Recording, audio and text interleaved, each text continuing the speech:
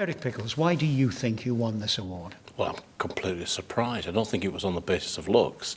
But this is the first thing I've won, I think, since the scripture prize at school. So I'm pretty pleased with myself.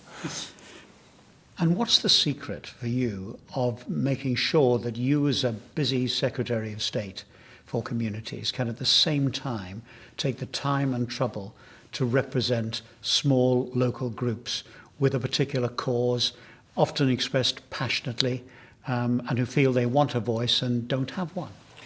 Well, I have a friend who used to be a member of the House of Representatives in America, and he said, if you don't like the folks, don't be in this business. If you don't actually like talking to people, if you're not interested in issues, if you're not interested in what makes people tick, then this is not a profession that you should follow.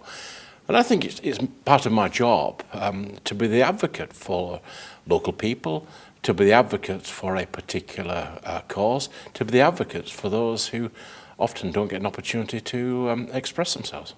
And do you ever get a minority group coming to you with a real problem that you feel you can't solve, but you know if you don't solve it or be seen to make an attempt to solve it, that they could cause trouble? Well, no, you've actually got to take yourself several steps further down. What you've always got to be is you've got to be accessible.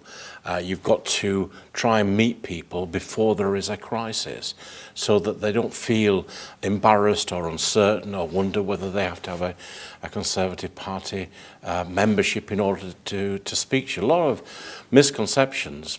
Most members of Parliament right across the political spectrum are really open.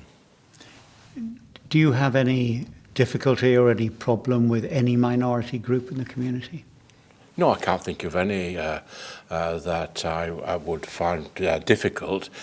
Clearly, you would look towards community groups that were peaceful, lawful, and had a respect for British society. But I've never come across a minority group that didn't want to do something either for its own community, but also for the place it lives. And do you ever worry about a clash of cultures with so many minority groups, ethnic minority groups? I think it's a strength. I grew up in Bradford, which has lots of Muslims, lots of Christians, lots of Hindus, lots of Sikhs, and I think that made Bradford a stronger place. I think if you look right across the nation's capital, we have people from different backgrounds, but all Londoners, all British people.